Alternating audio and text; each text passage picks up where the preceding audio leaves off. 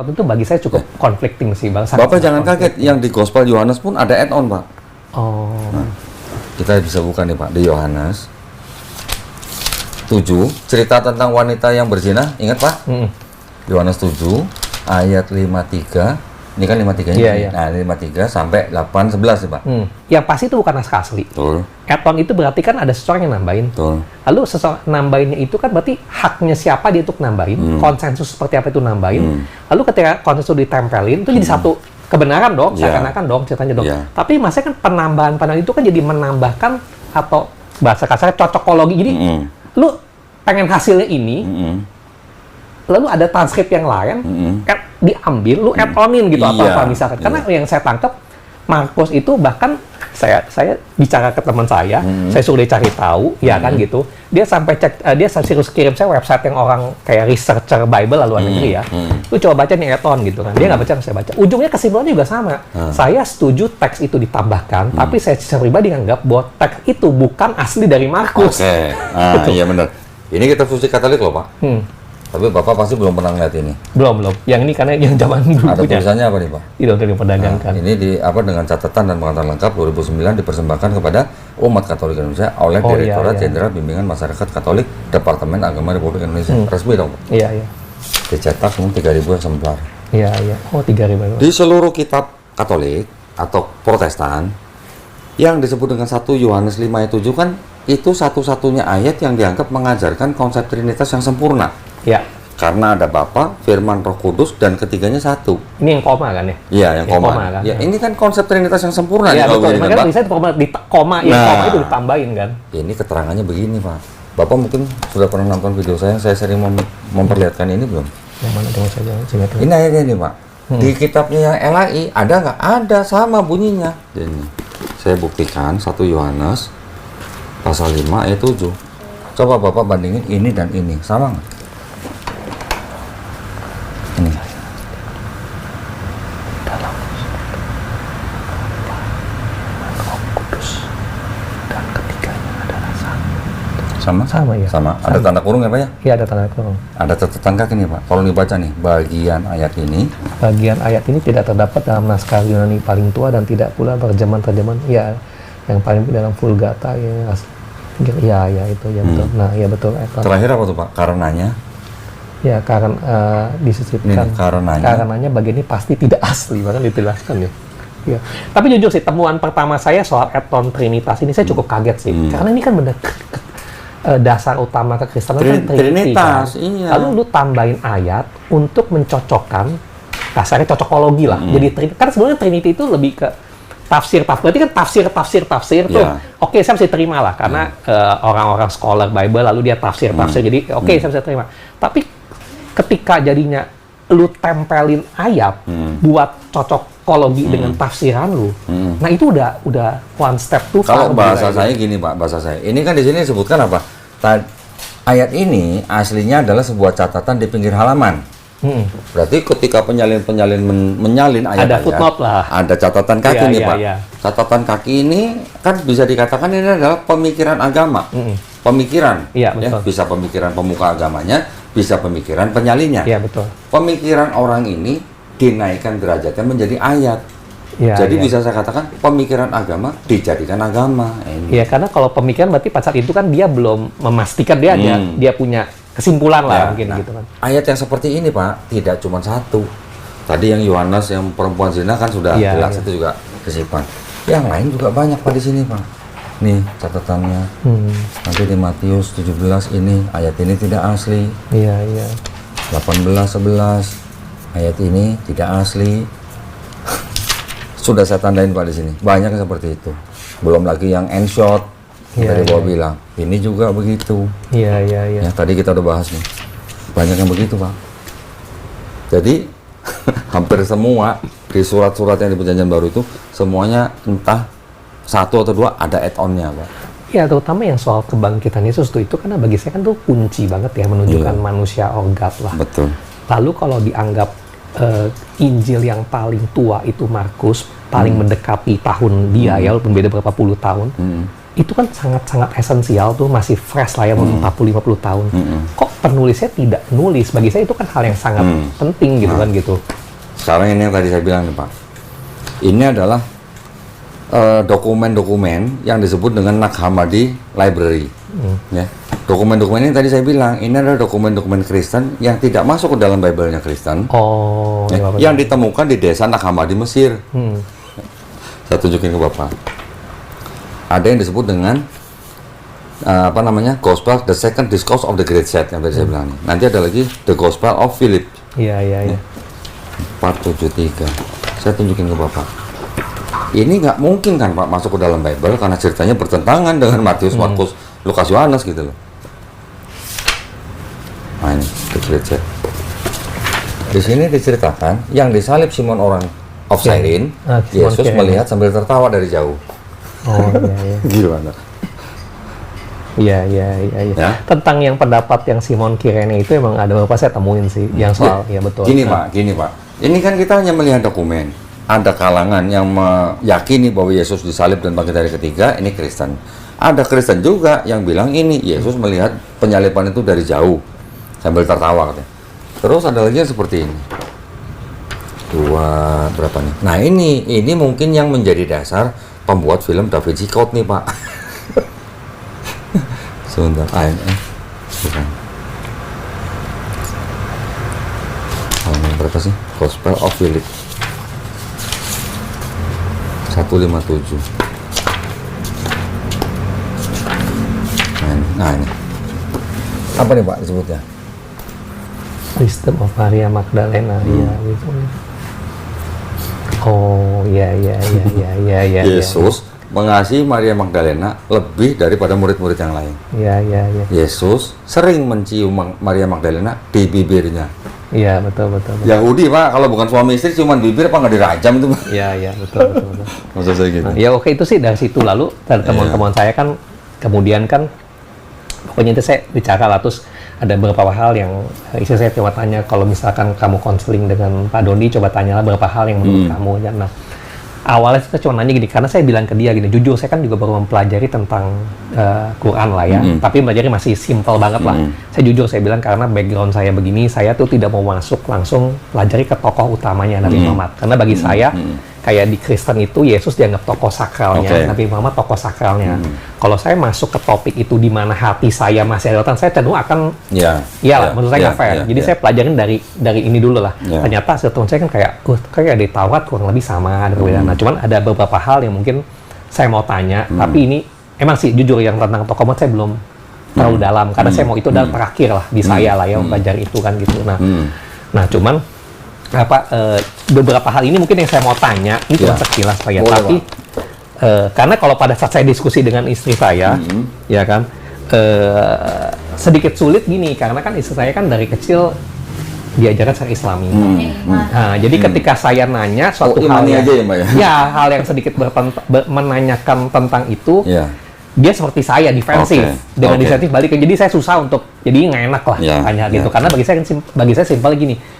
Ketika dulu apapun saya diajarkan imani aja, lalu saya setelah mendengar banyak pertanyaan ini saya gali kan saya berarti kan melepaskan iman saya jadi netral. Saya cari tahu menggunakan akal budi, ya kan?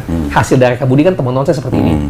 Lalu ketika saya mau masuk ke dalam Islam, saya pengen diri saya fair, masuk sebagai akal budi. Saya tidak kasar tidak terima jawabannya di imani. Lu kalau imani gue sama aja kayak begitu lagi gitu ceritanya lo gitu kan gitu. Nah itu sebenarnya tahapan saya gitu kan gitu. Jadi mungkin ada beberapa hal yang misalnya, tapi ini mungkin cuman sekilas doang sih Pak Iber. Sebenarnya beberapa cuman karena saya baru bikin sekitar 2-3 hari lalu lah ya. Ini Bapak prosesnya tadi bilang berapa? Baru sebulan ini? Sebulan. Sebulan pakai begini? Sebulan, jujur sebulan. 2 tahun Pak, baru begini. Nah makanya saya bilang ke dia ketika nyatakan, saya bilang kamu tanya semua orang yang transition dari agama A, misalkan jadi kamu Islam, mualaf dan sebagainya. Kalau dia sekedar KTP, transition mah gampang. Dia pindah gitu, tapi ya ujungnya dia cuma jalannya begitu aja, gitu loh. Tapi kalau orang yang cukup dalam, bukan bilang dia beriman banget ya, cukup dalam apa yang dia tahu di sebelumnya, ketika transisi, itu tadi text time panjang banget. Karena dia harus memecah keimanan dia, mendekonstruksi, lalu dia tidak awalnya mungkin tidak terima, lalu dia menerima fakta itu, lalu dia mulai mencari kan, dia mulai mencari. Nah, proses pencari ini biasanya pasti kan nggak singkat. Dia akan membedah mungkin setiap agama atau agama yang tertarik dengan berhati-hati lah, lebih detail gitu kan gitu. Nah, ya ini sama. Tapi gini Pak, mohon maaf, sebelum itu Pak ya, sebelum itu ya, saya cuma ingin mengingatkan Bapak aja nih. Bapak sebagai orang Katolik, ketika menikah dengan istri Bapak yang bukan Kristen, sebenarnya Bapak sudah melanggar kitab Bapak sendiri. Bapak tahu betul, itu, tahu ya. Betul. Di sini ada nih Pak, jelas nih. Ada di kitab ini. Ini cuma buat referensi aja Pak ya. Maksudnya supaya kalau Bapak memang mau memikirkan yang lebih dari sekarang, ini dasar buat Bapak untuk tahu gitu bahwa di dalam kitab Bapak sendiri pun menikah beda agama pun dilarang Pak. Ini ayatnya. 2 Korintus 6:14. Ini tafsirnya Pak. Tafsirnya apa Pak? Bermitra usaha nggak boleh dengan orang selain Kristen.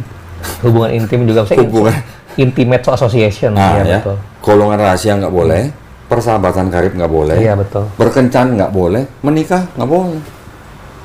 Betul. Nah, silakan Pak, yang itu mau tanya Pak. Ini cuma singkat aja Pak, mungkin waktu ya. Ini cuma pertanyaan saya sini, tapi lebih saya coba tidak masuk ke dalam konten, karena kan konten saya kan belum paham lah, kan saya orang luar. Kayak contoh satu gini, mengapa sepertinya, ini pandangan saya, mungkin saya salah ya, kalau di Islam itu kayaknya di antara agama-agama besar ya, kita mau agama besar kan yang kayak Indonesia aja lah, agama gitu, kok sepertinya Islam ini satu-satunya agama yang sangat menekankan, bukan mewajibkan ya, menekankan kayak pewajiban penggunaan bahasa Arab dalam segala doa dan pokoknya dalam segala banyak hal lah, dalam banyak hal gitu kan. Sepengetahuan saya kan memang betul Islam itu bukan ya, definisi Islam itu kan muncul pada saat Nabi Muhammad diturunkan wahyu. Maksudnya bukan definisi Islam ya. Islam itu naik, Quran itu muncul di abad 6. Di mana diturunkan kepada abad 7 diturunkan kepada emang Nabi Muhammad yang kebetulan emang posisi di Arab. Jadi otomatis pasti bahasa Arab. Saya understand itu loh, gitu kan gitu. Seperti pada saat mungkin di Nabi Ibrahim atau Abraham bahasa Ibrani, ya pasti Tuhan bicara bahasa dia, mungkin bahasa lain ceritanya kan gitu. Nah, pertanyaan saya adalah gini. Apakah memang ada statement langsung mungkin bentuk wahyu kepada Nabi Muhammad, ceritanya kan gitu, bahwa apapun itu harus dilakukan dalam bahasa origin, misalnya origin yang dia kan lagi di Arab lah ya, bahasa ibunya gitu kan gitu. Sedangkan kan sepengetahuan saya, menurut perjanjian lama dan juga saya cek di Quran, saya juga cek tuh, bahasa itu kan terjadi pada saat Menara Babel itu tuh mau bangun, Tuhan akhirnya kasih tanda petik wahyu kepada banyak orang, jadi lahirnya bahasa-bahasa beragam bahasa itu. Kalau mereka berpisah masih mendapatkan kelompok bahasa. Jadi kan saya anggapnya pada saat itu bahasa aja kan basically diciptakan oleh Allah ceritanya gitu kan gitu. Lalu tapi kalau kayak gitu kan kayak di Taurat sendiri masing-masing orang udah ada bahasa masing-masing. Otomatis kan ketika dia beribadah mungkin versi Tauratnya mungkin menggunakan dialek masing-masing dan sebagainya ceritanya kan. Lalu kemudian pada saat kebetulan Yesus juga bahasa Aramik, saya tahu sih. Ya walaupun entah kenapa jadi Greek dan sebagainya, saya juga kenapa sedih transaksi ini gitu kan gitu. Itu terlalu jauh sih bagi saya kan gitu. Terus keren ini Pak, bener nih Pak Hendra, keren ini. Sudah tahu begitu tuh udah keren. Ya karena selalu ada kepentingan daripada agama Kristen dan Barat memisahkan diri, saya tahu lah. Jadi di identitasnya dijauhkan lah ceritanya. Saya juga paham kata-kata kayak Yesus damai bersamamu itu adalah insya Allah, saya juga paham lah itu kan versi dari Arab kan, walaupun sengaja damai bersamamu tuh bukan insya Allah Pak, damai bersamamu tuh assalamualaikum atau insya Allah juga sering kan dia juga ngucapin kalau insya Allah ada di Yakobus Yakobus 4:15 tuh ada tuh malah tuh. Maksud saya kan itu mungkin dipilih sengaja multi translate dari bahasa ini ke ini supaya jauh lah. Nah, itu satu, kenapa apakah ada benar-benar teks seakan-akan wahyu daripada Allah kepada Nabi Muhammad kalau bahwa menggunakan bahasa itu ceritanya loh gitu kan gitu. Karena saya terpaku banyak orang dia berdoa bersolat dengan bahasa Arab. Tapi menurut saya tuh nggak semua bisa bahasa Arab. Jadi hanya menjalankan ritual tanpa menyadari makna dari doa itu apa gitu maksud saya. Sedangkan itu kan kayak bukan bertentangan ya, kebiasaan saya ketika mempelajari tentang Kristiani, ajaran Yesus kan bahwa hubungan dengan Bapa itu kayak simpel, hangat gitu kan. Nah, karena itu kan ada gap barrier bahasa tuh gitu. Maksud saya kenapa gitu kan gitu. Saya coba jawab Bapak ya. Pertanyaan Pak Hendra itu sama dengan pertanyaan saya ketika saya baru masuk Islam Pak. Ya jadi gini, ternyata di dalam Quran Allah Subhanahu wa taala sendiri berfirman bahwa Allah Subhanahu wa taala akan memberikan pesan atau hukum atau syariat itu kepada suatu kaum dengan bahasa yang mereka mengerti. Oke. Nah, saya dulu ketika baru masuk Islam saya tanya, kenapa Quran diturunkan di Arab? Kenapa Quran diturunkan dalam bahasa Arab? Ini kan penting, Pak. Iya, betul. Seperti pertanyaan Bapak tadi, kenapa saya sholat harus menggunakan bahasa Arab? Iya, gitu betul, kan? betul.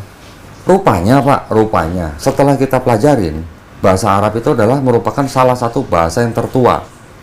Selain bahasa Aramaik dan bahasa Ibrani. Oke. Ada lagi nanti Sanskerta lah ya. Iya, itu. Tapi ini 3 yang disebut dengan bahasa Semitik ini sama-sama umurnya hampir sama lah. Tua, ya Pak ya, satu. Iya.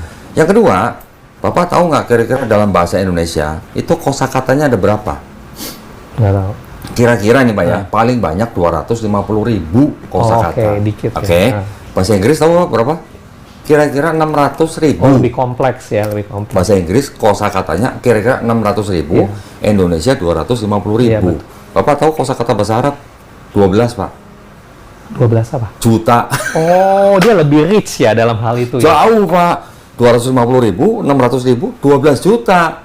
Kalau 12 juta, kira-kira bahasa yang begitu kaya kosakatanya dipakai untuk menyampaikan pesan diganti dengan bahasa Indonesia yang cuma 250.000, muat nggak Pak kira-kira? Nggak bisa. Nah, itu maksudnya. Jadi seperti kita mau menuangkan air segalon ke dalam sebuah gelas 200 ml. Nggak akan muat, Pak.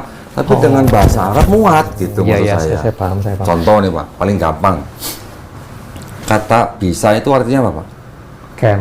Apa bahasa? Can. Iya, can. Bisa melakukan. Iya, can. Atau satu lagi apa? Ada lagi nggak yang lain? Cool. Apa lagi? Apa lagi? Able. Ya, able, can, sama kan lah. Bisa itu artinya bisa melakukan atau apa. Racun bisa, Pak? Enggak. Apa? Poison? Bisa. Ya, bisa. Oh, bisa. Sorry, ya, bisa. Ya, bisa ular. Ya, racun sorry, kan? bisa itu. Ya. Selain 2 kata ini apa lagi, Pak? Nggak tahu apa. Nggak tahu? Iya. Kalau kata, apa ya namanya ya? Pukul. Hit, punch. Punch. Ya, apa lagi, Pak, selain itu? Ya, jab. Jab apa ya? Jab pukul juga. Iya, punch. Pukul 10 siang bisa? Oh iya, waktu. Waktu. Selain 2 ini apa lagi? Nggak ada lagi. Iya, betul. Tapi kalau bahasa Arab, Pak, bahasa Arab, satu kata itu artinya bisa 10, 20, bahkan 30 arti gitu. Ini terbuka sih. Saya juga baru nggak kan ini. Saya sadar gitu. Dengan pas saya pelajarin beberapa hal mengenai perjanjian baru yang tanda petik bermasalah.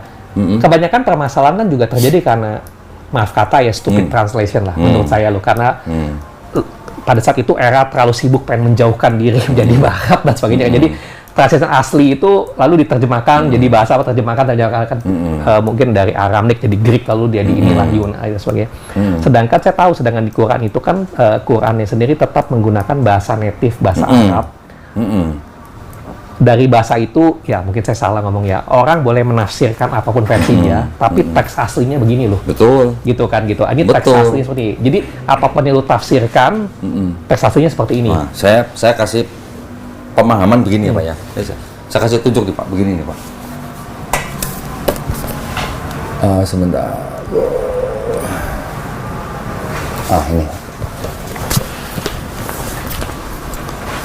Ini apa? Ada Quran. Iya Pak. Yang ada bahasa Arabnya. Mana? Nah ini. Iya Pak, maaf Pak. Ini The Holy Quran Pak ya? Iya. Ada bahasa Arabnya, ada terjemahannya. Iya. Ya Pak ya? Yang ini tidak ada bahasa Arabnya, cuma terjemahan. Cuma terjemahan. Iya. Yang ini saya menyebutnya Mushaf Quran. Quran saya sebutnya. Tapi kalau yang terjemahan aja, saya tidak bisa menyebut ini Quran, Pak. Saya harus menyebutnya ini Quran terjemahan, gitu, Pak, maksudnya. Iya. Kalau yang ada teks aslinya, saya baru boleh menyebut ini Quran. Karena ada aslinya seperti itu. Ada teks aslinya, gitu. Jadi kalau mau terjemahan ini pilihan kata-kata penerjemah, ataupun ada tafsir, ataupun ada asbabun nuzul, semua orang kembalinya ke teks asli. Iya, jadi kalaupun pada saat dia menerjemahkan misalkan tidak sesuai, ya itu salah yang nerjemahin, karena aslinya seperti ini loh, gitu. Makanya gitu. Pak, orang yang menerjemahkan itu harus benar-benar paham bahasa Arab. Dan bahasa Arab sehari-hari, Pak, dengan bahasa Arabnya di Quran, beda ini beda Pak. Ya, pasti. Beda. Karena udah ribuan tahun. Betul. Bahasa Arabnya yang di Quran juga dengan bahasa hadis Pak. Hadis itu kan sabdanya Nabi. Ya. Itu pun beda. Karena itu lebih stratanya lebih atas ya. Betul. Jadi ya, kalau kita Islam, kita beriman bahwa Quran ini benar-benar semuanya 100% firman Allah gitu Pak. Okay. Firman Allah yang disampaikan kepada Nabi Muhammad SAW melalui malaikat Jibril alaihissalam. Lalu terus kalau gitu apakah ya maaf mungkin saya salah, saya tidak sepatutnya saya komen karena saya bukan orang belum orang Islam ya, saya tapi saya bertanya gini, karena kan banyak banget saya lihat orang-orang Muslim ketika dia berdoa dia menggunakan kan bahasa Arab tuh. Tapi kalau mungkin saya challenge, lu tahu nggak sih maknanya ketika yang ngedoain gitu kan? Maksudnya itu kan kayak barrier to entry. Barrier to entry, dan kan nggak ketika lu hanya apakah menjadi masalah ketika lu secara kasarnya jadi kayak semacam kebiasaan aja mengucapkan, tapi bahkan mungkin memaknanya aja mungkin belum ke sana gitu. Maaf saya potong Pak. Kalau Pak Hendra bilang berdoa, kita boleh berdoa dalam bahasa apa yang kita tahu Pak. Oke. Saya mau berdoa kapan aja saya berdoa, bisa dengan bahasa Indonesia, bisa bahasa Jawa, bisa. Tetapi baru ketika sholat. Nah, dia ada tingkatan nih. Kalau sholat ada beda. Kalau kita sholat, kita menggunakan bahasa Arab. Tapi kalau kita mau berdoa pribadi, kapan aja kita mau berdoa minta apa, bahasa apa aja boleh. Oke. Ya, oke. Saya paham. Tapi yang itu saya ngerti sih kenapa, soal yang karena dia ada berapa juta. Itu jadi 12 juta ketika itu bukan dibebaskan ya, ketika itu tidak dalam bentuk makna teks asli, itu akan menjadi cukup problematik lah karena Pak, itu ketika ada orang sholat terus dia kemudian mengganti bahasanya dengan selain bahasa Arab, itu pun jadi masalah Pak. Oh gitu ya. Kenapa? Karena apa yang dibaca di dalam bacaan sholat itu ketika diterjemahkan ini kan bisa berbeda artinya. Betul. Sedangkan nggak usah itu Pak, nggak usah diterjemahkan. Kita melafazkan sedikit berbeda, itu pun maknanya bisa berbeda Pak. Iya. Ini contoh paling gampang begini Pak. Kalau saya ngomong begini, Malik Yaumiddin sama Malik Yaumiddin, artinya beda tuh sama Pak. Yang satu panjang, satu pendek. Nah, bahasa Indonesia tidak mengenal panjang pendek, ya kan Pak. Tapi kalau bahasa Arab mengenal panjang pendek, panjang dan pendek maknanya beda. Berbeda makna walaupun tidak jauh. Kalau panjang artinya penguasa, Malik itu penguasa. Tapi kalau pendek, Malik itu raja. Raja sama penguasa dekat lah ya. Tapi nggak bisa yang Malik sebagai raja, salah juga. Tetapi walaupun begitu artinya tidak jauh beda gitu Pak maksudnya. Contoh nih Pak ya, contoh. Kalau di Indonesia kita menyebut kata ganti pertama aku, saya. Kata ganti kedua apa Pak? Kamu. Anda. Kata ganti ketiga apa? Kalian. Kalian kan kata ganti kedua. Oh iya, kedua. Nah, kalau kata ganti ketiga kan dia. Oh iya, dia. Iya kan? Kalau dia laki-laki, Indonesia ada nggak Pak? Nggak ada. He, she dia nggak ada. Kan, di Inggris ada kan? Ada he, ada she. Iya. Tapi kalau di bahasa Arab Pak, kalian laki-laki semua beda. Kalian perempuan semua beda. Atau kamu perempuan beda, kamu laki-laki beda. Kalau kata di Inggris, kamu, laki-laki atau perempuan, beda apa sama Pak? Sama, D-nya sama. Sama, you kan? Iya, betul. Nggak ada you untuk laki-laki khusus, you untuk perempuan. Tapi kalau kata ganti ketiga, dia, baru ada he, ada she. Kalau di Arab Pak, baru kata ganti kedua aja udah beda laki-laki perempuan. Oh, jadi spesifik, tidak salah pemaknaan, karena katanya kuantifikasinya jauh lebih kaya. Betul, kosakata Pak istilahnya. Nah, ini kedua Pak. Tapi ini saya sebenarnya, soal dulu ya, boleh ya? Izin dulu ya. Iya Pak. Salam maghrib. Iya, sorry. Pak dari tadi nggak minum ini? Iya, nyantai Pak. Kuat ya tenggorokannya. Nggak jadi dibikinin teh tadi. Ini ada teh. Nggak apa, udah. Iya, nyantai aja. Iya, nyantai aja. Waduh, sebentar ya Pak. Iya Pak, nyantai. Saya ada ini kampelan. Ini saya matiin dulu apa nggak usah? Iya, mau diganti. Ganti baterai. Oh iya, maaf. Sorry. Ini saya cabut dulu ya. Enggak deh, saya bawa makan. Ya, nggak usah, makasih. Nggak usah. Siap, Mas. maaf ya. Nggak apa-apa, nyantai. Nanti kalau malam gimana? Nyantai. Pesannya aja sekalian. Ya, kamu mau pesan apa? Enggak, nggak usah. Ini aja. Break dulu Pak, mati dulu. Ayo, ngerokok nggak? Oh enggak Pak. Nggak mau. Udah, dia nggak mau. Saya juga harus break merokok ya. Cuman dia udah break babi. Oh, alhamdulillah. Mulai kapan? Sudah berapa lama Pak? Dari itu sih yang pas Sebenarnya sebelum dia ngomong pun, Ya, saya berantem juga dulu, tahu udah sih. itu udah sadar. Tapi itu masalah dari perjanjian lama kan jelas. sama iya, ditunjuk-tunjukin iya. ayat-ayat. Gitu kan. Lalu di perjanjian baru pun definisi dihalalkan tidak seperti ke babi kan, cuma ditafsirkan bahwa sekali Iya. kematian ini. Jadi kayak menafsirkan itu. Iya benar.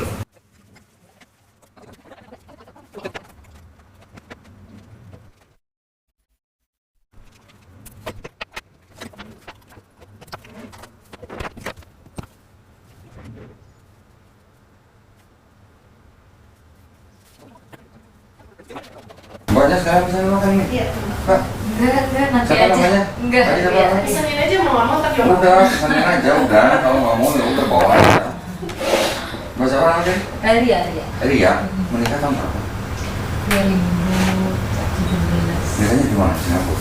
Hongkong. Oh di Hongkong. Karena kalau waktu itu kalau di Singapura tuh harus stay sebulan. Kalau di Hongkong boleh seminggu. Terus waktu di Indonesia pulang, Kan Bisa. diurusnya ya catatan. diurusnya dengan apa? Kan kita ke apa namanya? Di Hongkongnya kan ke apa ya namanya? Lembaganya, enggak maksudnya yang di Indonesia Oh yang di Indonesia nggak tahu deh. terdaftar di catatan Terdaftar. sipil, di catatan sipil. Iya. Berarti bukan Islam pernikahannya. Oh gitu ya. Iya. Kalau yang Islam terdaftarnya di KUA. Iya, bukan catatan tahu. sipil. Iya bener. Iya sipil betul. Iya. Berarti nanti Mbak, ini Pak Hendra ada keinginan masuk Islam? Sebulan ini ada, karena kan gimana ya? Saya juga sebelum maksudnya kayak percaya nggak percaya ya maksudnya ya walaupun saya banyak dosa tapi maksudnya ketika minta sama Allah tuh terjadi gitu sekarang gitu. Kayak mustahil tadinya dia mau masuk gitu karena saya tahu banget keluarga itu gimana ya. Bahkan mertua saya aja penggiat. Chinese kan? Iya. Nggak, maksud saya gini, ketika tercatat di catatan sipil, berarti kan itu pernikahannya bukan pernikahan Islam.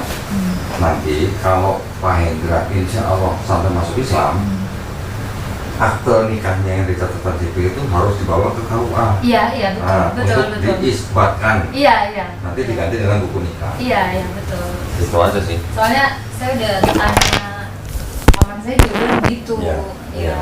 Nah, dulu waktu nikah sama orang tua Bu.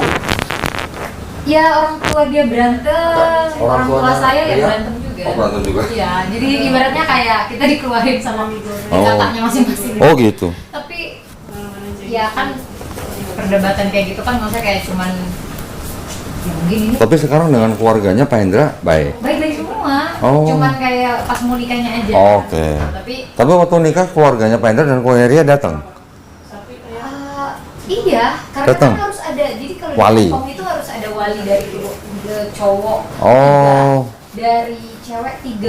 Oke. Terus di situ juga sebelum menikah tuh saya tuh kayak diwawancara gitu loh. Oke. Ada CCTV-nya kayak betul dijebak nggak? Oke.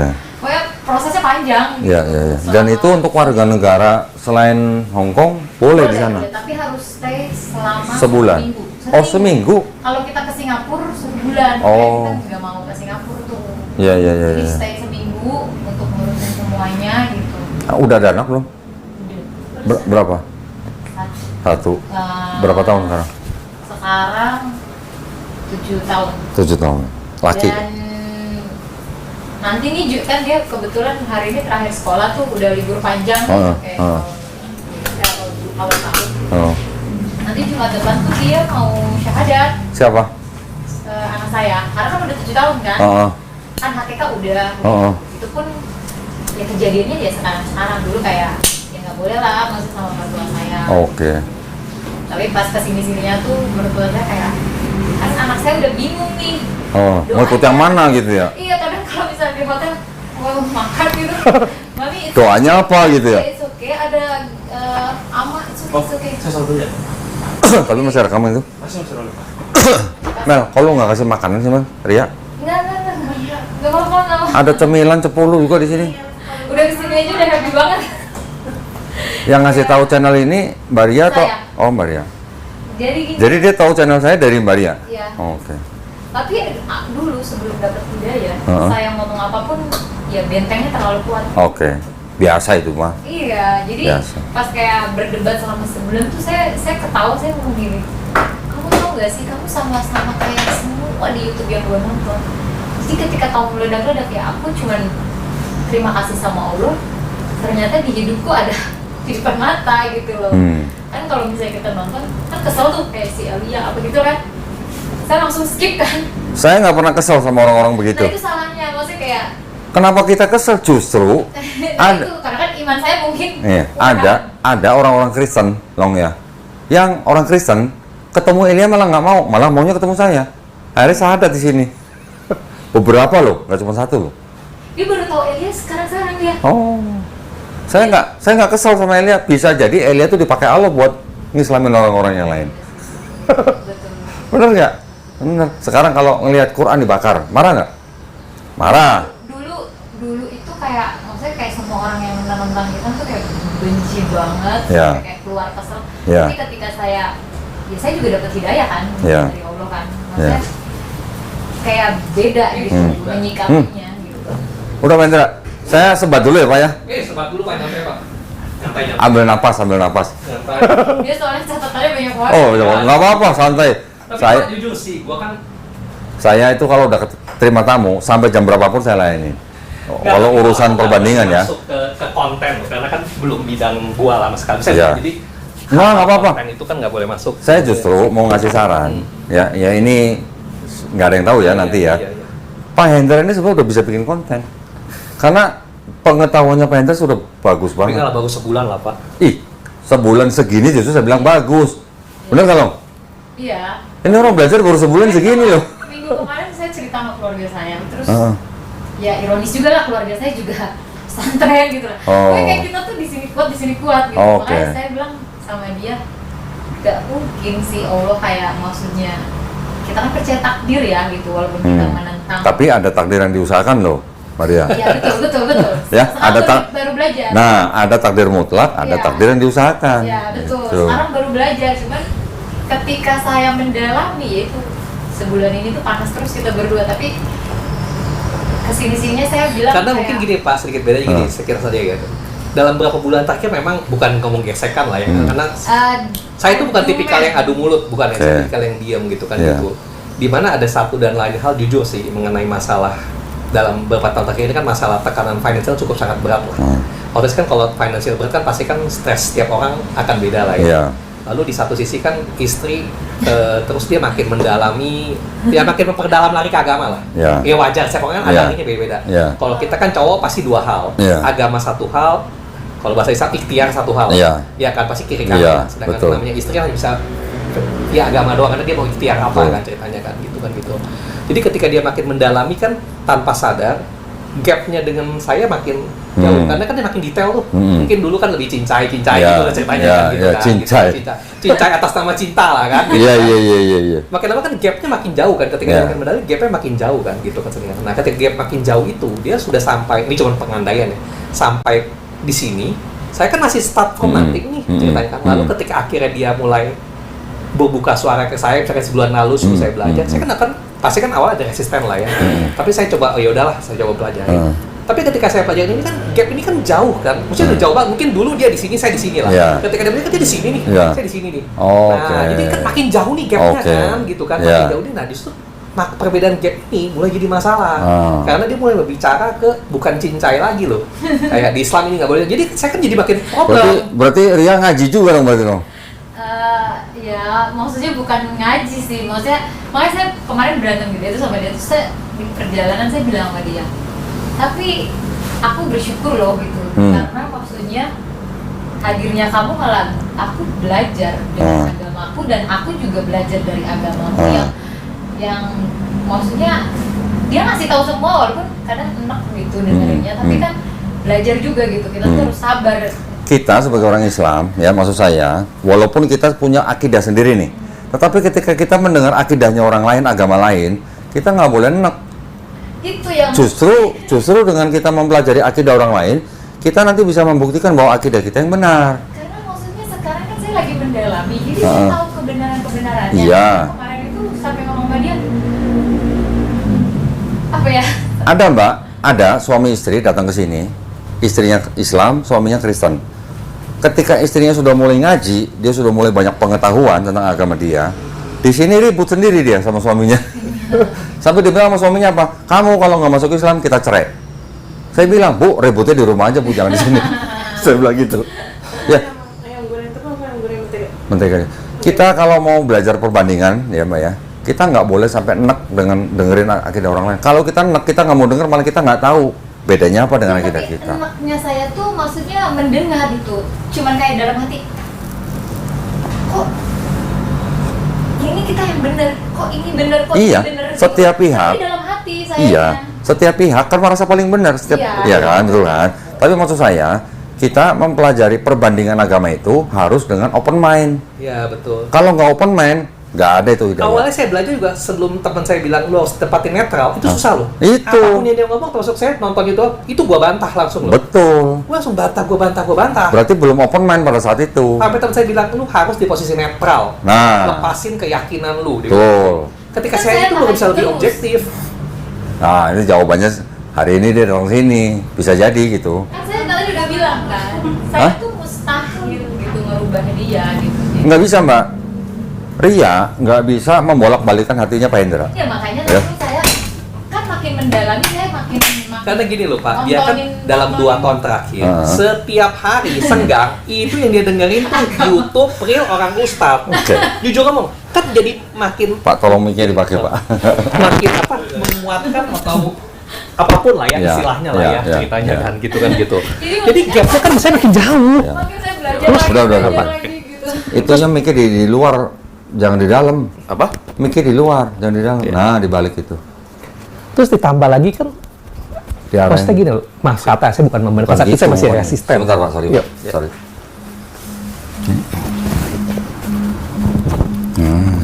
Oke. Oke. Oke.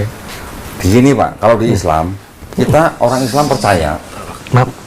bahwa yang bisa membolak-balikan hati manusia itu cuma Allah, bukan Iya, kita. betul. Ya, saya di sini tidak bisa. Nggak bisa. Ya, kita juga tahu bahwa yang bisa yang bisa memberikan hidayah itu haknya milik Allah, bukan Iya, milik iya. manusia. Karena kita tahu Nabi kita aja, Nabi Muhammad SAW tidak bisa membuat pamannya masuk Islam, apalagi kita Iya, bukan iya, Nabi iya. gitu maksudnya. Iya, betul. Nggak, karena satu sih ketika dia terus mendengar-mendengarkan, saya sih cepat ada ngomong ke dia. Saya bilang gini loh, kan gap lu di sini, gua di sini. Ya. Lu belum ngasih gua waktu. Di mana Ya. lu kalau makin dalam pasti kan lu pengen cepet-cepet gua ngejar. Ya. Tapi kan susah. Dia Ya. bilang, lu harus sadar. Saya sampai pakai kata permisalan yang sangat tajam gini. Iya. Sedikit beda. Kamu kan dari SD sampai sekarang hidup lu diajarin doktrin itu. Lu tidak geser. Gua kan kebalikannya, sama nih doktrin seperti ini. Tapi pada saat sekarang, tiba-tiba kan tanda petik ada satu hal yang membuat doktrin saya goncang nih ceritanya nih. Ini kan fase ini nggak gampang loh. Kalau saya anggap 45 tahun, 40 tahun tuh gua kebenaran. Saya sesimpel gini, kalau sesimpel gini deh, lu cuma ngomong amit-amit, tiba-tiba gue bilang ke lu, tiba lu sadar, Nabi Muhammad salah. Lu akan shock nggak? Betul.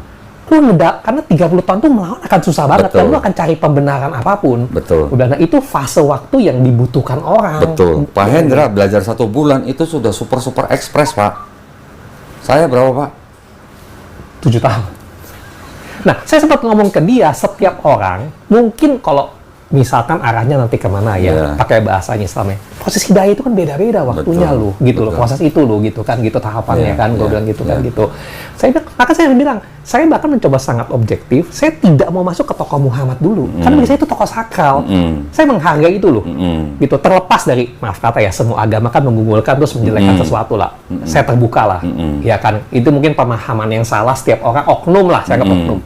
Makanya saya coba untuk hati saya ini clean banget sebelum gua masuk ke tokoh paling sakral. Betul, karena Gitu loh. ketika orang mempelajari sebuah agama, kalau dia tidak mengajari core daripada agama itu Ya, sendiri, betul. dia tidak akan bisa menerima tokohnya. Iya, Ya iya, kan? iya, betul. Jadi ketika orang hanya mengamati, itu yang banyak terjadi apa? Miskonsepsi.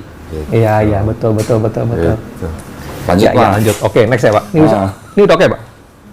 Udah. Dah. Sorry. Yuk. Udah. Ini posisinya kok kayak kurang enak. Iya. Oke, udah. Suaranya udah oke. Lanjut. Udah. Oke. Hmm. Nah, itu yang satu. Tadi balik yang setelah bahasa ya, Pak. Sang yang kedua. Nah, ini sedikit, sebenarnya jujur sih, saya tidak terlalu, saya secara pribadi mungkin saya salah ya. Saya tidak terlalu memperpusingkan masalah Perjanjian Lama atau Taurat. Okay. Karena bagi saya itu kan ribuan tahun lalu. Kalau bagi saya pribadi, walaupun tahu saya salah, di agama saya salah.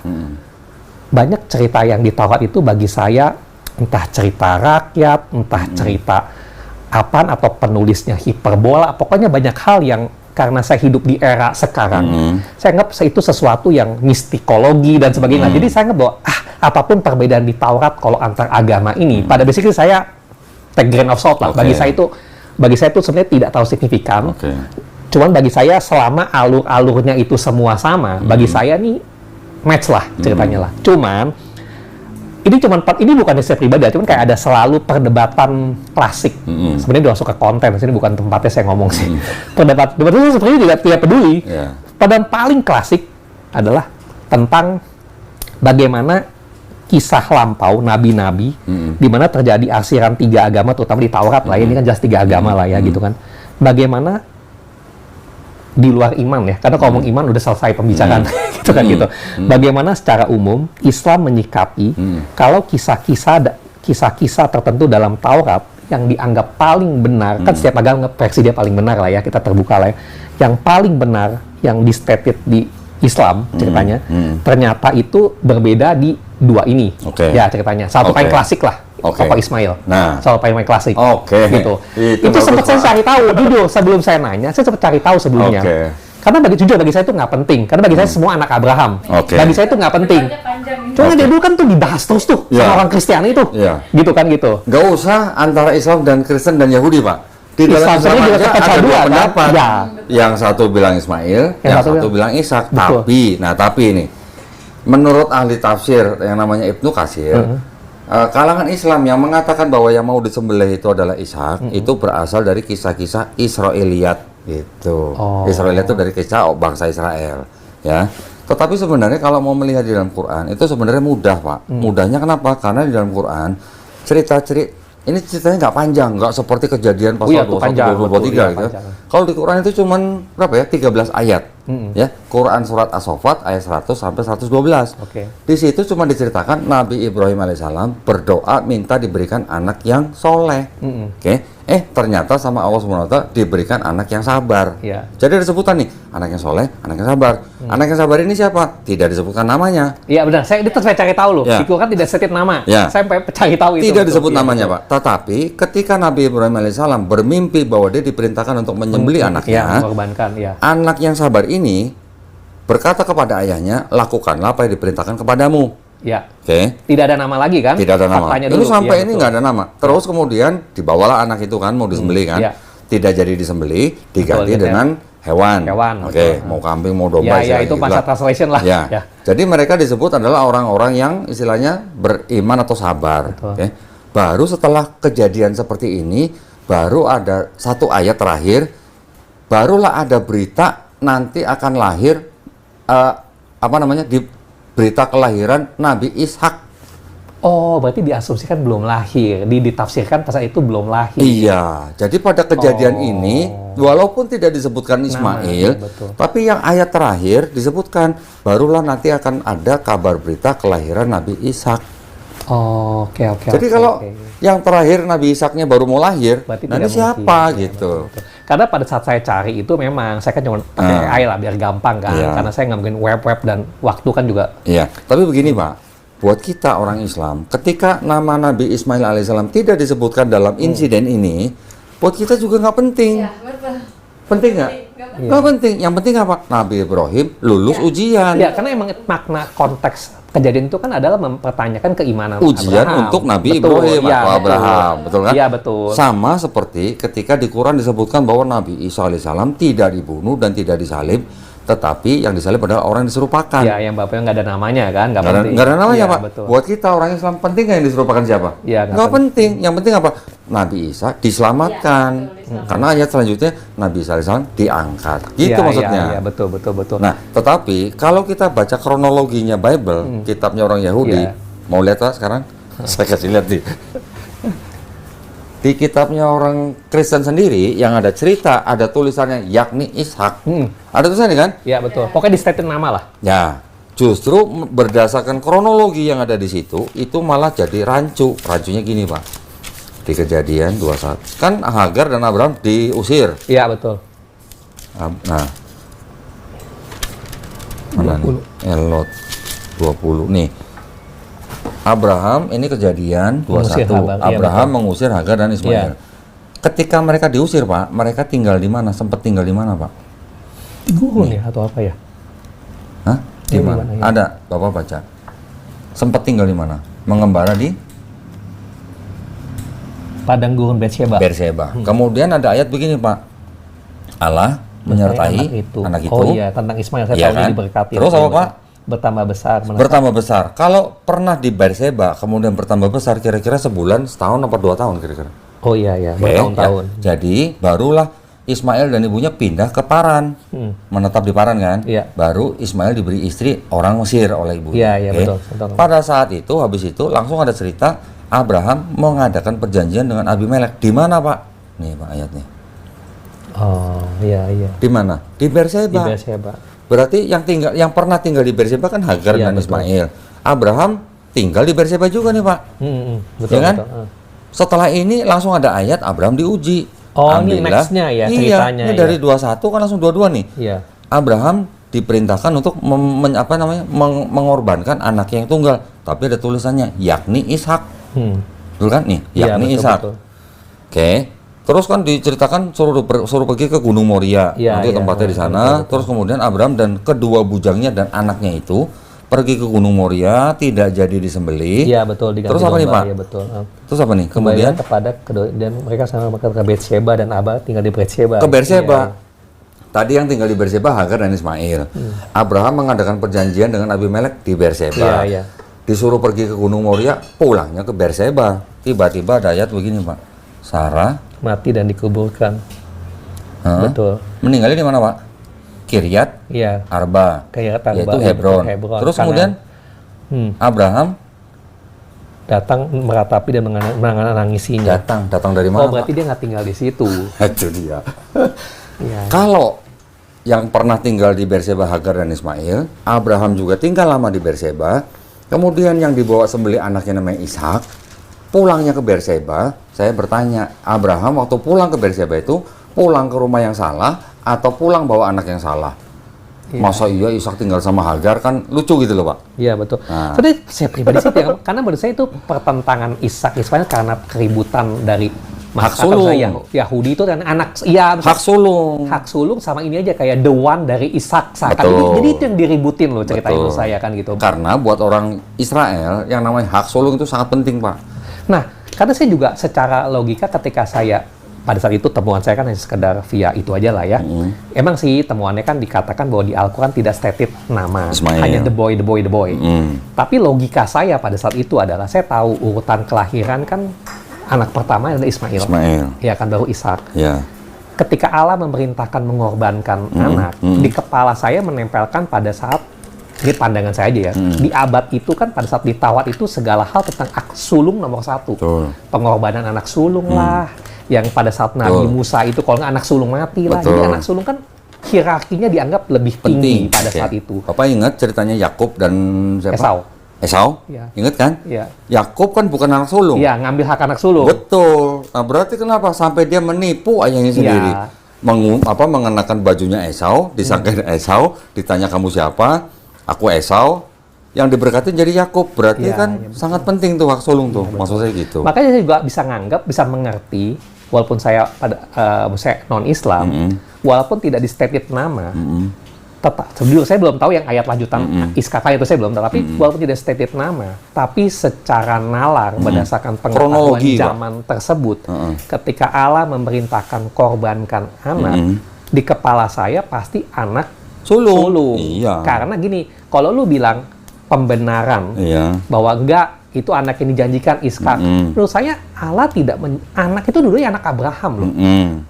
Konteks maaf kata ya, istri dari budak itu kan mekanisme hal lain lah.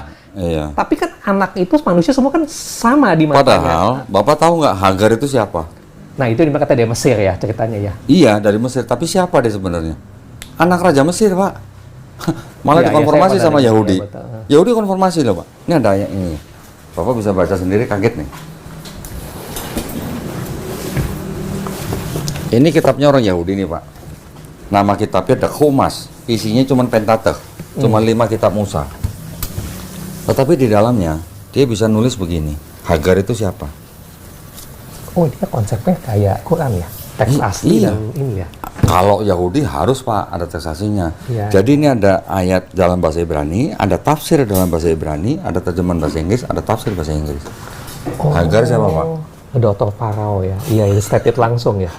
Malah anak Raja Mesir, Hagar itu. Iya, iya. Emang dari awalnya problemnya adalah mungkin adalah dari awal ada kepentingan menjauhkan tokoh-tokoh Hak ini suluk. dari bukan dari Arab sehingga Iya. segala sesuatu dijauhkan loh. Iya, Maksudnya kayak agenda lah, Pak. ya, saya ada kepentingan agenda Iya. pada saat itulah. Iya, Kita ngomong itu karena kan biasa Yesus tuh bahasanya Aramik udah simpel banget Betul. sebetulnya loh gitu kan gitu. Betul. Terus dijauhkan sampai semua portretnya adalah bule. Betul. Itu sih jujur, itu saya tahu lah itu lucu banget sebenarnya Betul. kan gitu kan. Dipotretkan sebagai jadi orang white lah ceritanya loh. Nah, sekarang rambutnya bule, mata Iya. biru. Iya, iya. Bapak tahu siapa model orang pertama yang dilukis jadi Yesus? Bapak boleh buka di Google. Cesare Borgia. Oh, Anak haram Paus Alexander ke-6. Dan dia seorang LGBT, Pak. ya, iya, iya. Itu yang pertama kali dilukis jadi Yesus. Iya, Bapak kalau iya, lihat iya, mukanya iya, aslinya, iya, iya. mirip memang jadi yang jadi di lukisan Nah, Yesus. itu tuh mengenai saya jujur saya sendiri kan belum tahu detail ini. Saya sendiri bingung sih, Bang. Ini Bapak bisa tahu. Bagaimana perjanjian lama sendiri itu konsepnya menyadur Taurat apa ya maksudnya? Karena saya tidak pernah baca Taurat. Jujur saya Oke. tidak pernah baca Taurat jujur gitu. Ini pertanyaan yang pinter ini, Pak. Justru penting banget ini. Makanya saya harus tunjukkan Bapak ini. Saya tidak akan bicara tanpa saya memperlihatkan bukti, Pak. Perjanjian lama itu asalnya sebenarnya adalah ini, kitabnya orang Yahudi yang namanya Tanakh. Oh, oke. Ini Bapak tadi bilang ya, Ya, betul tanah. Tanakh Iya, ini singkatan dari Torah, Nevi'im, Iya, Torah, Ketuvim. betul. Oke. Dalam bahasa Ibrani disusun, ya Pak ya, disusun di tahun kira-kira 450 sebelum Masehi. Oke. Ya, berarti 5 abad sebelum Masehi, Pak. Iya, betul. Oke. Di abad ketiga sebelum Masehi diterjemahkan dari bahasa Ibrani menjadi bahasa Yunani. Oh, jadi ini dasar jadi Greek ya. Ah, Oh, ya, oke. ya. Jadi dari Ibrani diterjemahkan ke dalam bahasa Yunani di abad ketiga kira-kira tahun 270 Sebelum Masehi. sebelum Masehi Oke, oke. diperintahkan oleh Raja Mesir. Oke. Yang memerintahkan Raja Mesir nih, Pak, bukan Raja Israel nih. Yang berada di Israel loh, mesti dijajah terus itu. Hah? Ya, itu semuanya masih Iya, di bawah jajahan kan? Iya. Di bawah perintah Raja Ptolemy II namanya, Pak. Oke. Ptolemy II yang memerintahkan 70 rabi-rabi dari Yerusalem pergi ke Alexandria Mesir menerjemahkan ini. Tapi cuma 5 kitab Musanya aja. Oh. Yang kejadian Quran Muhammad bilang Iya, ulangan iya. dalam waktu 70 hari. Iya. Itu legenda sih, Pak, boleh Iya, dibilang iya, legenda iya. ya. Setelah itu yang kisah nabi-nabi, yang apa namanya Ketuvim, Mazmur, Amsal segala Iya, macam. iya, betul. Itu semuanya diterjemahkan di Alexandria oleh orang-orang Yahudi juga, tetapi orang-orang Yahudi yang sudah berada atau lama hidup di bawah budaya Helenistik filosofi, Oh, oke. Helenistik Yunani, ya Pak ya. Dari tahun 322 sebelum Masehi sampai tahun 63 sebelum Masehi, daerah Mediterranean itu kan dikuasain oleh Yunani, Alexander the Great. Iya, betul. Betul. Nah, jadi pada zaman itulah orang-orang Yahudi yang di Alexandria menerjemahkan ini menjadi ini karena sudah banyak orang-orang Israel atau Yahudi yang sudah tidak bisa baca Bahasa ini. asli, bahasa itu. Ah, betul. Jadi orang-orang Yahudi yang sudah tidak bisa baca Ibrani dikasih baca ini. Yunani, bahasa Greek. Nah. Ini beredar selama ratusan tahun, Pak. Sampai Yesus lahir, sampai Yesus diangkat. Oh, jadi ini pada saat Yesus dan sebagainya nih, mereka tuh ini. Nah, sampai Yesus diangkat ini masih ada, bahkan di abad kedua, ketiga, keempat. Oh, pantesan kalau saya nontonin ketika si kayak Alex Kono ngomong tentang apa yang Yesus ngomong, translation Greek-nya ini karena base-nya Greek ini ya. Tadi gitu. kan saya Kenapa? bilang ke Bapak Iya, bahwa Greek. penulis perjanjian baru mengutip dari perjanjian lama. Iya, betul. Perjanjian lama asalnya dari sini. Oh ya, kenapa Greek ya? Ya, Nah, makanya jadi kenapa dia ngomong Greek tuh saya. Yang ini, Pak, terjemahan ini diresensi oleh bapak-bapak gereja yang tadi saya sebut. Origen, Lucian dari Antioch, Origen dari Mesir, Alexandria, Lucian dari Antioch, kemudian yang terakhir Hesisius nih dari Mesir nih, bishop nih, Pak. Baru yang terakhir punya Hesius ini yang menjadi kitab Vulgata. Pernah dengar? Pernah dengar. Vulgata. Yang menyusun Vulgata siapa? Jerome namanya, Santo Jerome. Oke. Dari Vulgata inilah baru nanti diterjemahkan ke bahasa Jerman, Belanda, Inggris dan sebagainya sampai ke bahasa Indonesia. Oh. Tapi itu kan udah beberapa versi gitu. Iya, betul. Nah, yang sudah diresensi ini, Pak, menjadi seolah-olah berbicara tentang kedatangan Yesus di Perjanjian Baru. Oh, jadi yang perjanjian baru itu dari sini jadinya. Iya, banyak ngutip dari sini. Ya, jadi perjanjian lamanya dari sini. Iya, jadi setelah di resensi terjemahannya, ini ada 3 kali konsili, Pak, di abad 4. Kalau nggak salah di tahun 364 itu ada konsili di Laodicea, ya. Kemudian ada konsili yang kedua 387 di Roma.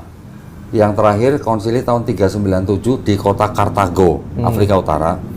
Memilih-milih tuh yang tadi saya bilang, memilih-milih gospel mana yang masuk Bible gitu. Iya, betul. Setelah jadi perjanjian baru dijadikan satu dengan ini. Oh. Jadi baru akhir abad 4 nih Pak, kitab Kristen lengkap nih, ada perjanjian baru dan perjanjian lama nih. Betul. Ya, abad 4, hampir 400 tahun setelah Yesus. Iya. Hampir 400 tahun. Nah, Pak. mungkin itu yang dimaksud. Saya juga tadi siang baru tahu yang ketika saya lagi cari tahu tentang dianggap transkrip Bible tertua abad 4 itu tercetak di apa yang Codex Vaticanus itu. Sinaiticus, Ya, Sinaiticus sama Vaticanus. Dan Alexandrianus. Alexandrinus lebih baru kan, yang ada add-on loh. Alexandrinus sudah ada add-on kan. Nah, jadi ini abad 4 nih Pak. Oh, Alexandrinus juga di abad 4 ya? Abad 4 semua, 330, 360, Alexandrianus saya lupa abad tahun berapa. Iya. Tapi ini semua abad 4. Oh. Berarti add-on itu pun terjadi di abad 4? Enggak, gini Pak, saya koreksi sebentar Pak ya. Tadi kan kita sudah lihat yang kitab Katolik Pak ya. Iya.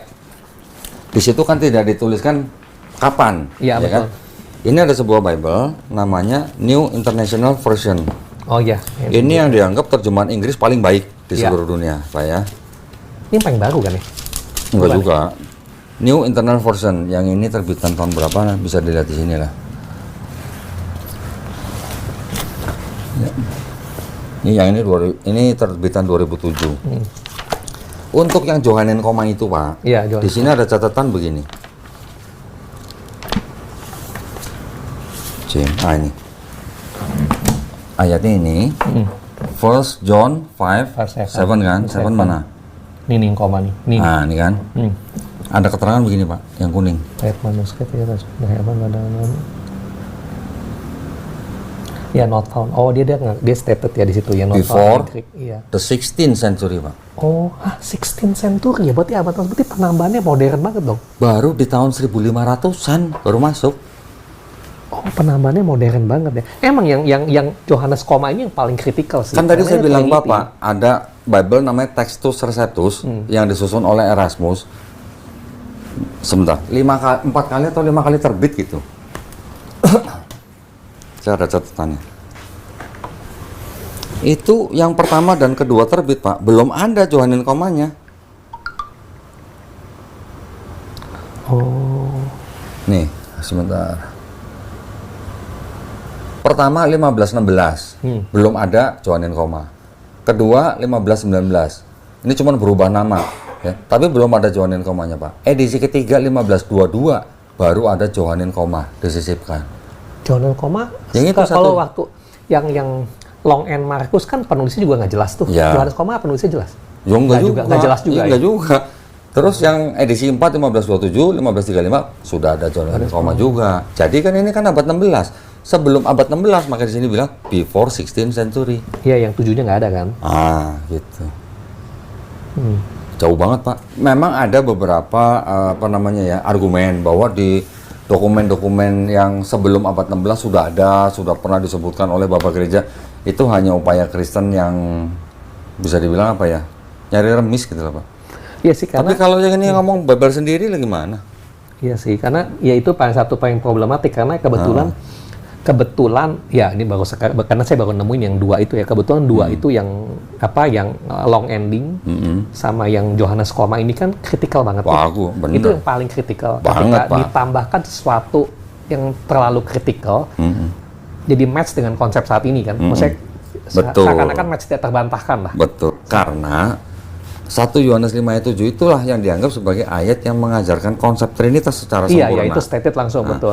Kalau Matius 28:19 yang bilang baptislah mereka dalam nama Bapa dan Putra dan Roh Kudus, walaupun itu juga sama-sama tambahan, tapi tidak disebutkan Bapa, Putra dan Roh Kudus satu. Iya, betul. Ini udah stated jelas banget. Ini satu, ketiganya satu, and these three are one gitu. Iya, betul sih. Betul. Termasuk saya juga pikir adalah, ini cuma pikiran saya sih, walaupun secara kronologis kayak masalah long ending itu dikatakan kalau sejarahnya mereka udah menemukan ada transkrip begini tapi bukan di Markus ceritanya. Lalu cerita Markus kalau ending begitu, sedangkan transkrip Matius dan Lukas tuh ada lanjutannya. Maksudnya kan cerita kebangkitan Yesus kan ada lebih detail di situ dong ceritanya dong gitu kan. Jadi karena ditemukan transkrip ini mungkin sekitaran tahun-tahun Markus atau sebelumnya tapi bukan dari Markus, jadi kalau di klop akan sesuai dengan Matius. Cuman kan maksud saya adalah kalau misalkan tidak ditemukan transkrip ini atau tidak pernah ada long ending, pertanyaannya adalah apakah yang Matius sama Lukas punya cerita tentang resurrection itu kan jadi challenging banget. Karena Markus ini yang paling tua. Gimana ini adalah satu peristiwa yang sangat kritikal gitu kan, kritikal karena man is God lah ceritanya kan gitu. Sedangkan Matius menyadur Markus. Iya gitu kan gitu. Yang Markus short ending. Short ending nah, itu kan sangat problematik kan, misalnya challenging banget loh gitu kan gitu. Dan nah di situ ketika saya dapet, karena kalau itu dimasukin long ending itu klop tuh. Seolah-olah nyambung. Iya gitu kan, saling melengkapi lah gitu kan gitu. Lalu kalau yang ini emang salah satu yang paling itu banget karena benar diplekin banget. Nah, gitu, sekarang gitu. seperti Pak Hendra yang kritis, saya kan cuma nanya begini Pak, kalau ini sebuah kitab yang disebut sebagai kitab suci, perlu berapa ayat yang tidak asli untuk supaya tidak disebut sebagai kitab suci? Kan cuma satu Pak. Iya betul. Begitu ada satu ayat yang tidak asli, bisa nggak disebut kitab suci? Itu dulu yang menjadikan saya meninggalkan Kristen. Gitu aja sih. Ya, karena sekarang jadinya bukan perdebatan ya. Perdebatannya adalah ketika orang kan ya seperti ketika saya lagi mencari dua belah pihak lah ya, ketika saya mulai dalamin dalam sebulan terakhir ini kan, yang saya perhatiin kan kalau misalkan saya lihat perdebatan Pak Dodi dengan siapapun lah ya, Pak Dodi kan melihat ke konteks masalah kayak gitulah ya, mengenai dari tahun, dari ada penambahan ini dan terbukti kan. Tapi saya lihat cenderungnya banyak pihak yang membela itu bicara itu konten-konten banget. Jadi ayat ini dibalik, jadi kayak menurut saya tuh kayak gak nyambung gitu maksudnya. Karena yang dipertanyakannya itu bukan kayak kalau kita berpatokan dasar konten teks ini, lo harus tahu dong konten teks ini dasarnya ini apa. Kalau itunya aja dasarnya ada add-on, betul, itu jadi question loh gitu kan. Jadi question maksudnya kayak gini, dasar Pak, itunya loh. Gini, ketika kita sudah berurusan atau kita berani menampilkan diri di publik, kan kita berarti harus menjaga nih ya Pak ya. Saya dan yayasan itu kita tidak boleh menghina agama orang lain. Iya betul. Kita tidak boleh menghina sesembahan orang lain. Iya, betul. Jadi ketika saya bicara, saya lebih banyak tidak mempermasalahkan Yesus Tuhan atau bukan. Buat orang Kristen dan Katolik yang mau menyembah Yesus sebagai Tuhan itu adalah hak mereka. Betul. Hak mereka dilindungi oleh negara. Ya. Tapi jadi yang saya permasalahkan mau menyembah Yesus ya monggo. Tapi kalau bicara teologi Yesus Tuhan atau bukan saya bisa. Tapi saya nggak mau memaksakan. Ya. Itu hak mereka mau menyembah Yesus sebagai Tuhan, mau menyembah Yesus, mau menyembah pohon, menyembah kompor, haknya orang maksud saya. Tetapi ketika saya bisa membuktikan bahwa di dalam kitab Kristen dan Katolik ada ayat yang tidak asli, saya cuma nanya, bisa nggak disebut sebagai kitab suci? Gitu aja saya mah. Betul. Ya. Oke, baik, sini dulu Pak. Saya nanya lagi. Silakan. Gitu. Nah, tadi lanjut mengenai Taurat tuh. Ya, balik ya, kalau saya udah paham nih soal masalah perjanjian lama. Tadi Bapak nanya nabi-nabi kan? Iya, betul. Mau saya jawab dulu nggak Pak? Iya, boleh. Nih, gini. Quran menyebutkan kira-kira 25 nabi termasuk nama Nabi Muhammad SAW. 25 itu termasuk nama Nabi Muhammad SAW. Kebanyakan dari 25 nabi ini adalah nabi-nabi dari bangsa Israel. Ya, betul, bangsa Israel. Betul. Tetapi kalau kita sudah mengetahui konteks yang dibicarakan dalam Quran, Bapak nanti jangan kaget kalau begini. Quran itu punya sifat musodik Pak, artinya membenarkan bahwa Allah SWT dulu pernah memberikan kitab-kitab, maksudnya kitab ini bukan buku ya Pak ya, tapi wahyu kepada Nabi Musa misalnya untuk Bani Israel, wahyu kepada Nabi Isa untuk Bani Israel. Yang kedua, Quran juga berfungsi sebagai al-muhaimin, batu ujian, artinya pengoreksi. Apa yang disalahpahami oleh bangsa Israel pada zaman itu dikoreksi dalam Quran. Kemudian Quran juga menjadi mubayyin atau yang menjelaskan. Contoh misalnya yang tadi saya bilang, Nabi Isa alaihissalam tidak dibunuh, tidak disalib, itu dijelaskan dalam Quran.